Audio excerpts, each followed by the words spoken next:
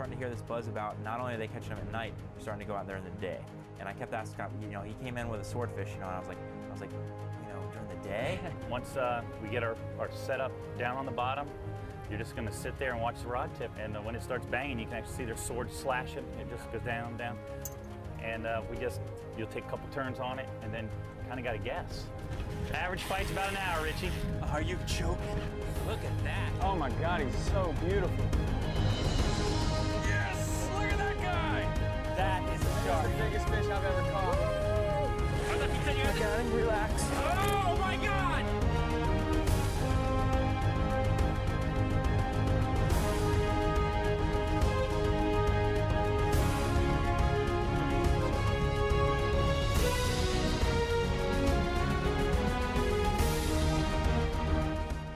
K Saltwater Experience with Captain Tom Rowland and Captain Rich Tudor.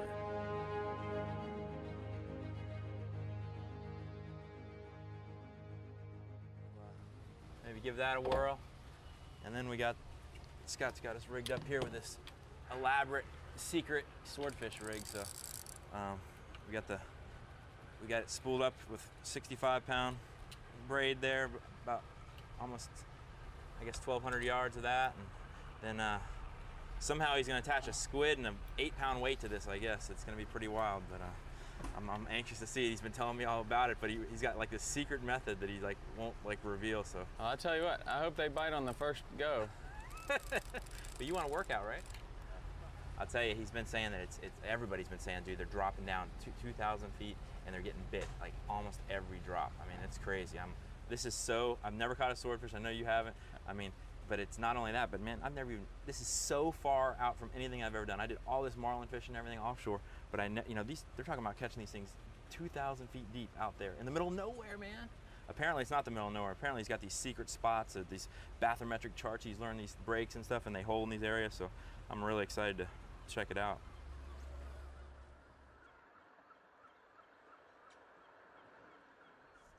Man, I'll tell you, the highlight of my year so far has been that swordfish. That was awesome, I gotta say. I mean, I was calling you on the phone, telling you about this, and I know it was kind of like, one of these things like you're like, we're gonna go out there and we're never gonna catch one. I look at anything like that with a little skepticism, like anybody should. I did too. I think. I mean, I did too. It's a thing where I knew we were gonna do it, and I just didn't even put too much thought into it. I was like, hey, catch one, we catch one. That'll be great. Well, if not, get to go spend the day with Scott Walker on the boat. Can't go wrong there. I mean, it's hard to believe that these guys are doing it, but I told you, Scott, man, he's the one that I trust. You guys ready? I'm ready, man. We got your finish tying this thing on, and we're ready to go. Big secret swordfish gear there, ready to roll. That's not secret. That's all. It's out there. It's in the internet, baby. Oh, we're excited, man. Got our squids, got our mackerels, ballyhoos, hooks. Yep. We're ready. Let's go. Think we're ready. Yeah. Who's driving? You can drive. All right. You're the man. Take us to the promised land. Sword fishing has always been a nighttime activity. Everybody, since the beginning of time, that's been the longliners go out at night, the commercial guys go out at night, the sport fishermen go out at night. They're booking charters. Just in this last year, I mean, you start to hear these rumors about guys catching them during the day. And Scott, who I grew up, mating for, he was like the first job I ever, the first good mate job I ever had as I worked for him. And man, that really, that was the springboard for my career. He's such a professional, and he always was, and a really nice guy, and he's a really good fisherman. When he started telling me about he was going out in the daytime, I'm thinking, man, I've never caught a swordfish ever. Because back when I was fishing offshore all the time, the swordfish population was decimated by the longliners, and it wasn't worth going out even at night. And now, over the last, I guess it was 7 years ago or so, they banned the long lines. The population's come back so good. We've been hearing about it for years. Everybody's going out at night and catching them, and almost every night they're catching one. And there's little tournaments going on here and there. And sure. And I kept asking Scott, he came in with a swordfish, and I was like, during the day? and I'm like, what is this? And he's kind of this hush-hush, but since there's some trust, he started talking to me. He's like, man, we're going out and we're dropping down 2,000 feet deep during the day and catching swordfish. I'm like, what? Now, you're talking about 2,000 feet of water in the middle of the day. What kind of light penetration would be down there compared to nighttime? I mean, it's going to be dark down there Oh yeah, all the time. it's just like but- on the reef. What is it, 200, 300 feet? It's Right. over. It's probably pitch black under there. I mean, we see Our lights are pretty pricey, they're like $50, $60 retail, but they can go down to 2,500 feet without collapsing. And I think it makes a big difference. He was saying the I traditional think glow those sticks and will come things right to that that. the guys use for nighttime fishing, the glow sticks, they go down 1,000 feet and they blow up from the pressure. So maybe, since we've never done this before, kind of walk us through it a little bit of what we might do and how we can maybe have a little success. Honestly, once we get our setup down on the bottom, you're just going to sit there and watch the rod tip. And when it starts banging, you can actually see their swords slashing. It just goes down, down. And you'll take a couple turns on it and then kind of got to guess. And then you just Because start you got reeling 10 like pounds crazy. weight I mean, on you've there. got so much line down. I'm assuming that Real like in order crazy to set the won't hook, change anything. it's not. No, just if our rod tip straightens out, that means the 10-pound lead is now coming to the surface, hooked to the fish. And that's where you just want to wind to catch up. Right. But there's such a big belly, the rig itself and the fish will hook themselves. I mean, I haven't figured a way to gun the boat or. Right. There's no, And you've had a lot of fish bite at 2,000 feet deep and come immediately up and jump. about 5 minutes, but they're up.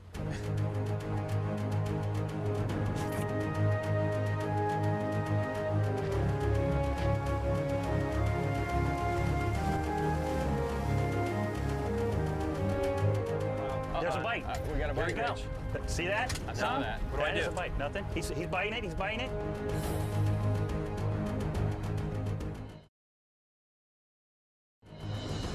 The Hawks K Saltwater Experience is brought to you by Suffix, drawing the line on performance. By Yellowfin, only in a Yellowfin. By Bass Pro Shops, your adventure starts here. By Hawks K Resort, it's all about the water. By Quantum, fishing at a quantum level. And by Motor Guide, Strike King, and Guideline Sunglasses.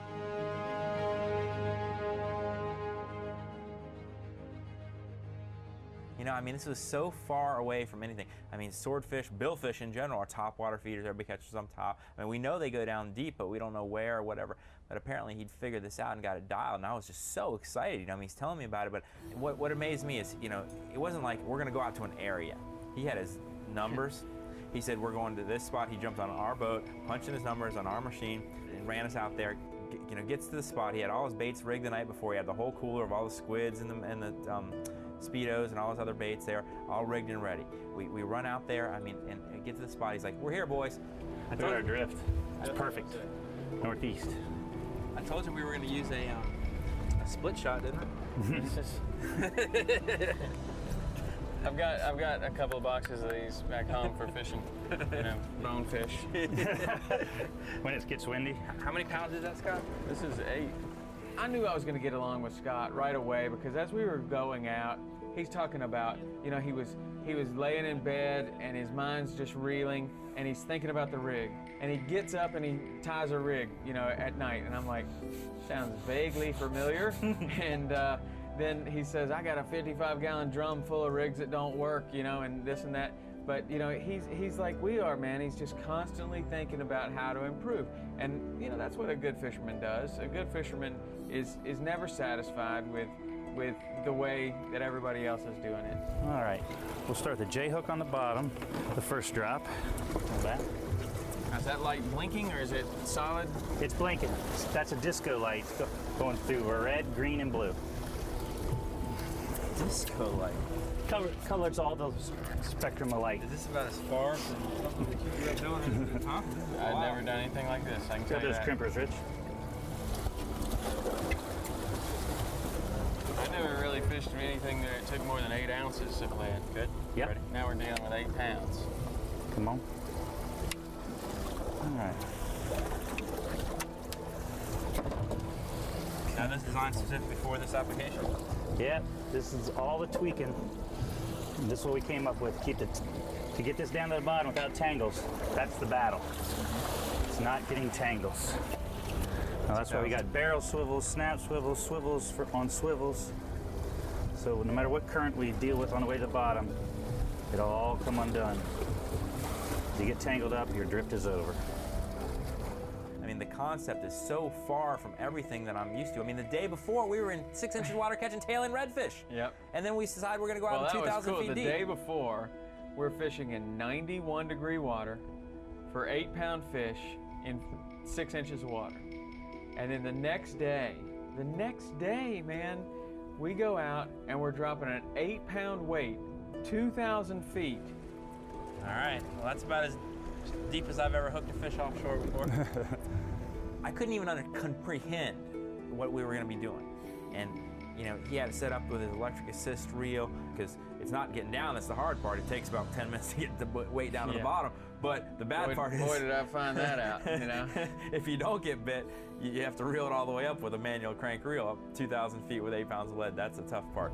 All right, getting close to the bottom now. And this is where, as much as I trusted Scott and as much as I know how good of a fisherman he is, you know, he was saying, man, we're getting bit almost every drop, and I couldn't believe it. I mean, I was just kind of, you know, we got the harness out and kind of gotten set up and stuff, but I was really feeling like, you know, luckily you were going to be nice and give me the first crack at a bite, and I got rigged up in that harness, and I'm thinking, you know, this is going to be a waste, because I hate getting a belt on first, because I always think that's like bad luck, like you're not going to get Pull bit. out the camera. Yeah, pull out the camera, you're never going to catch anything. And, you know, we're just kind of watching that rod tip, and I'm thinking, all right, this thing's 2,000 feet deep down the bottom. What are we going to see? That's about 4 miles behind. There's a bite. We got a bite. There we go. See that? I saw that. What do I do? There's a bite. Nothing. He's biting it. He's biting it. Reel? Not yet. Oh my God. Get ready. Get ready. Hit save here. Well, here he goes. Here he goes. He's on there. All right, turn on handle a little bit. Just turn on a little bit. There's something.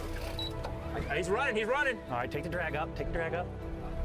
Okay, I'm all the way at full. Okay. Keep reeling. Yeah. Scott, you are the man. I've never seen anything like this ever in my I life. don't know. What do you think? You think he's on there or not?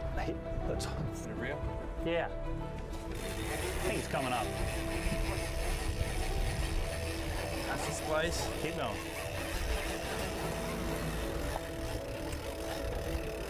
All right, hold it.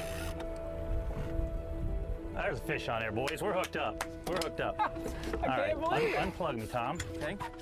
The coolest thing about the whole deal for me is that Scott was able to get on a strange boat, put in the numbers, go to where he wants to go, make one drop, and catch exactly what we were looking for. Yep. I mean, that's somebody that's got it dialed in, Man. Unbelievable. He's pulling good now.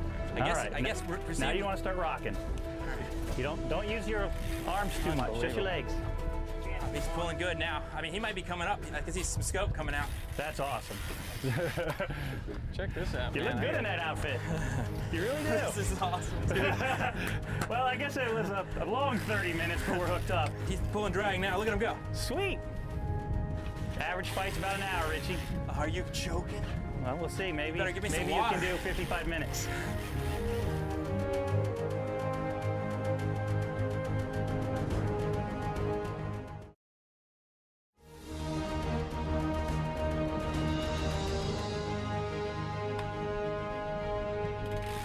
Yeah, man.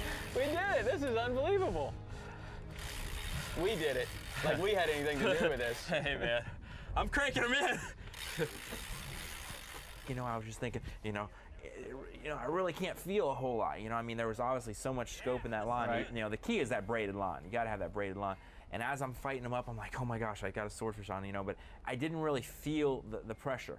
And it was like that for a long time, you know, and as he got up closer, you know, maybe 1,500 feet or, you know, 1,200 feet, I started feeling, you know, a little bit more. I mean, it was a lot of work, man, pumping something like that up. So how many guys have you had wimp out halfway through?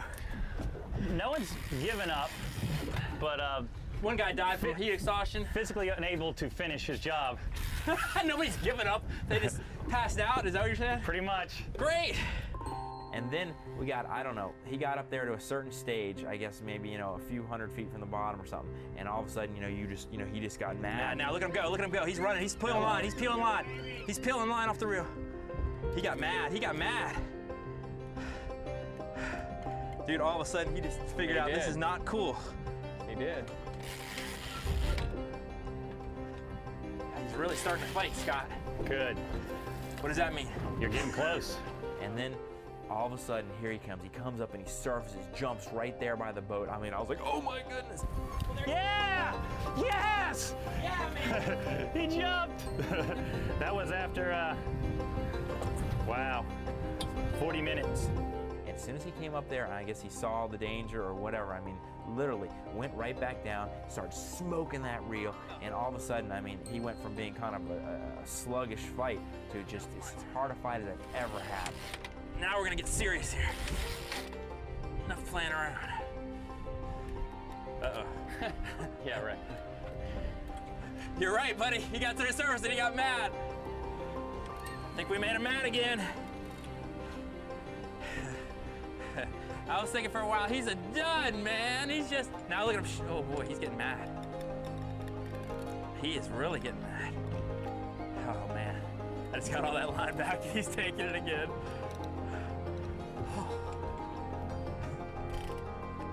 Oh, that's good, that's good, that's good. That's good.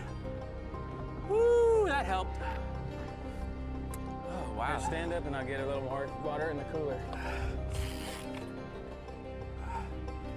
Yeah, we could probably go without the cold water next time, though. And I mean, I was exhausted. You're pouring water on my head. I mean, right when I think, all right, he's close. He's close. I'm getting him. I'm getting him. I'm getting him. He just smoked that line out again. And you know, and I just kept thinking, you know, how long is this going to go on? Whoa! Oh my gosh! All that line I worked so hard for. You don't recommend doing anything else, right? Just let him take it, right? He's taking it.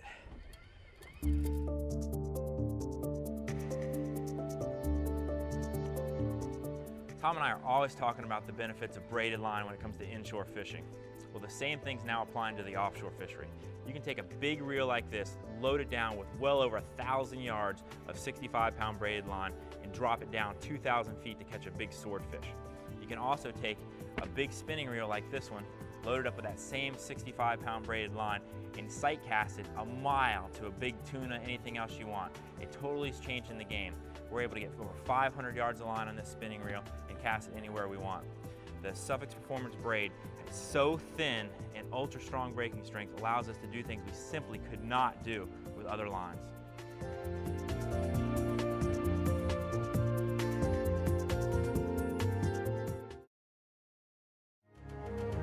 The Hawks K Saltwater Experience is brought to you by Yellowfin, only in a Yellowfin. By Lowrance, we lead, we find, you win. By Mercury, #1 on the water. The Florida Keys in Key West, come as you are. And by Thumbdinger, Navionics, Scott Fly Rods, and Loadmaster.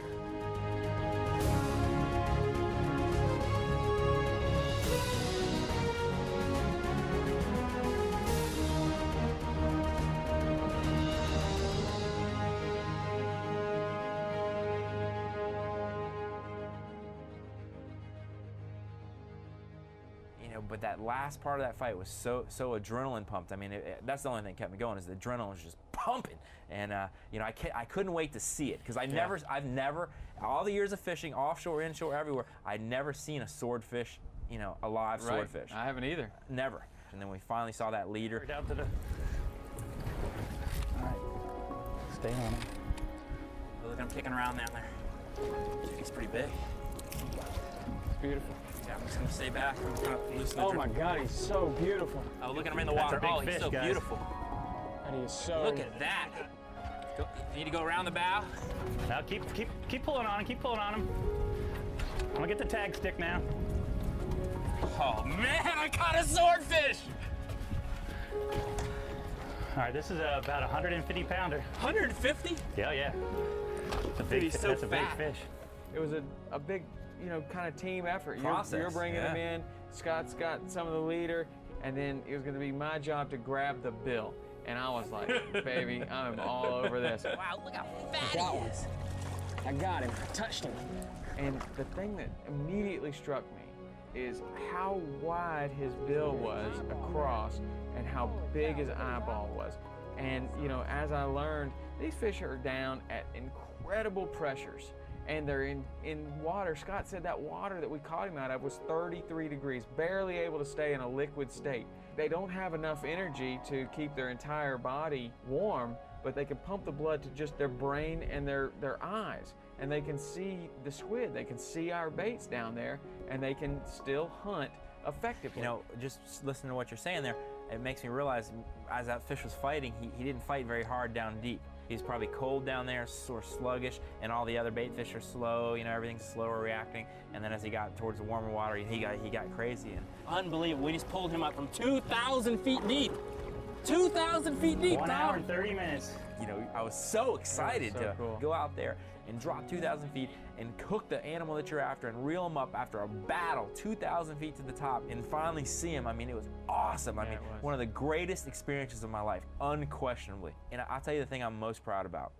I mean, I was adamant about letting him go. Yep. And Scott was cool with it. He respects that fishery. He said, hey, let's tag it and let it go. There he goes, buddy. Woohoo! See ya. Look at him go. Swim, Down baby. to the depth. Look at him go down to the Swim, depth. baby. Straight down. 2,000 feet deep. And he's going right back down to it. Yes! Woo! Scotty, you the man, dude. That was the coolest. Going right back where he's happy. Woo! Accommodations provided by Hawks Cay Resort Marina and Villas. It's all about the water. Every drop. Just Well, about every drop. let's go have another drop. All right. It's definitely your turn, dude. I'm ready, man. Whew, man.